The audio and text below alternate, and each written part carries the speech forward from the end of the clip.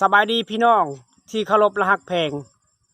มื้อนี้คือซึ่งเบาลิงชนบทกระสู่หมู่บ้านแห่งหนึ่งในชนบทคือเก่าได้ให้พี่น้อง FC หลายๆคนผู้ติดตามรับชมนะมื้อนี้ก็ถ่ายคลิปเปิดวิดีโอเปิดภาพให้พี่น้องได้เบิ่งได้ชม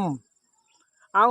จังได้กะภาคพี่น้องอันติดตามและรับชมนะมื้อนี้กับเบาลิงก็คือเก่าคือเดิมนะมาอัปเดตให้พี่น้องได้เบิ่งได้ชมเอาจังได้กะไปเบิ่งนำกันเลยทุกคน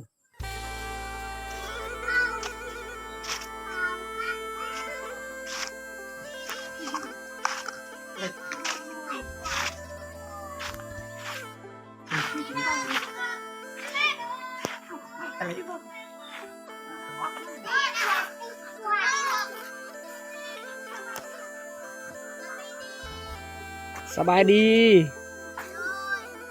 สบายดีมื้อนี้ก็คือ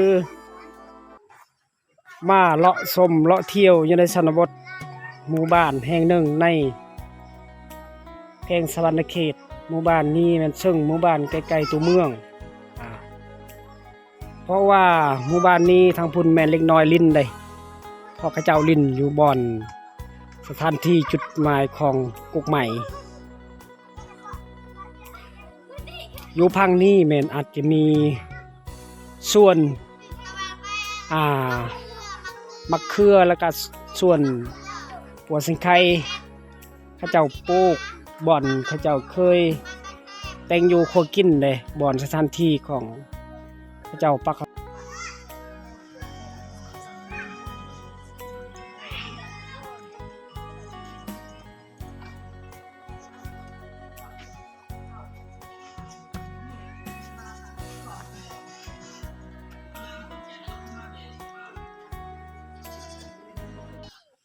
สบายดีสบายดีมื้อนี้ก็คือ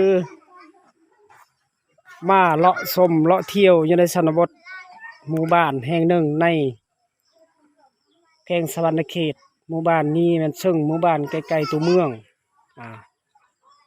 เพราะว่าหมู่บ้านนี้ทางพุ่นแม่นเล็กน้อยลิ้นได้เพราะเขาเจ้าลิ้นอยู่บ่อน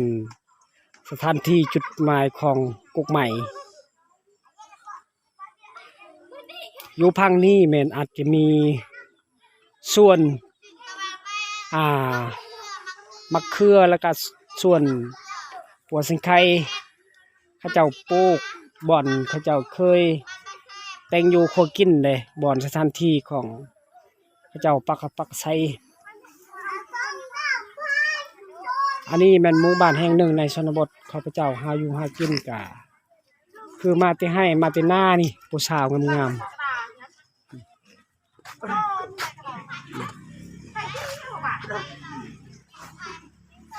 สบายดีเอาสบายดีตามรับชมเด้ออันนี้บ่อนข้าเจ้าเฮ็ดสวนเพราะว่ามันปลูกผักปลูกหยังต่างๆกับประมาณนี้แหละเนาะเพราะว่าสวนนี้ย่านมันไก่สิเข้าคันเลยเพราะว่าในผักในหยังเขาจะหว่านกาส่วนหลายเข้าไก่สิเข้าเลยทุกคน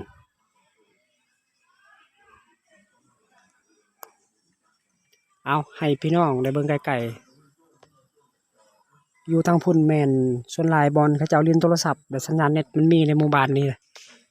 เพราะว่าหมู่บ้านนี้มันสัญญาณโทรศัพท์เนี่ยสัญญาณอินเทอร์เน็ตมันสิแรงหลายเลยทุกคนภาคนี้แม่นแต่เราเข้าเด้เพราะว่าเราเข้าหมู่บ้านนี้ส่วนหลายเขาเจ้าเอาไว้มันไกลเฮือนเพราะว่าเราเข้านี่ส่วนหลายมันถือพี่ประสาทมันแตกต่างทุกคนเพราะว่าเอาไว้เข้าทางหากเขื่อนเขาส่วนหลายเขาเจ้าจำฮีดล่ะไปจำอยู่นี่อยู่บนเราเข้าส่วนหลายน้ำพี่เข้าละเฮ็ดพี่หยังก็ได้กลับมาเฮ็ดได้เบิ่งได้ชมให้พี่น้อง FC ก็ติดตามรับชมนะอันนี้บอนเราเข้าของหมู่บ้านนี่ก็ 4-5 หลังเลยเพราะว่าบ้านนอกมีชนบทชนเผ่าบรูมังกรนี่ส่วนหลายเขาเจ้าเอาไว้เข้าแบบว่าบ่ได้เอาไว้อยู่ในเฮือนเพราะว่ามันเป็นเฮือนเข้าแล้วก็เล่าเข้าทางหากไหน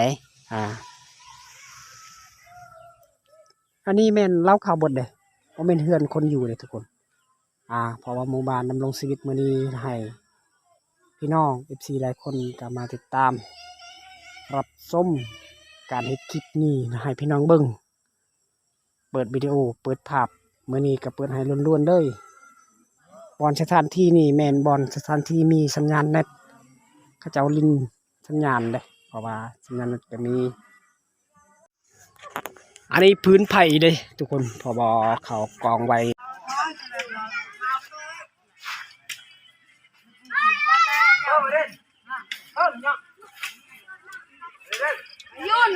อันนี้บอนเขาเจ้าเอามักม่วงเด้อทุกคนเด้อ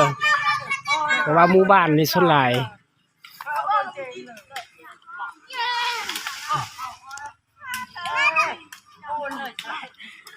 ทุกหมู่บ้านเลยมื้อนี้ก็คือว่าจะเอามักม่วงเลย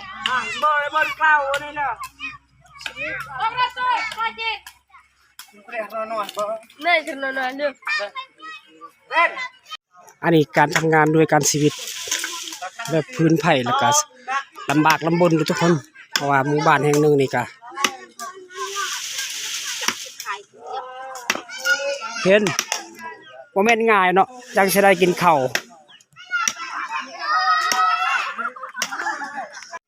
อันนี้บอนคำตอนเด้อนี่เด้อบอนคำตอนหมู่บ้านนี่ลิ้นกระต่อตอนแรงแหละส่วนลายเขาเจ้าไปเล่นอยู่นี่อยู่จุดหมายอยู่สถานที่นี่ได้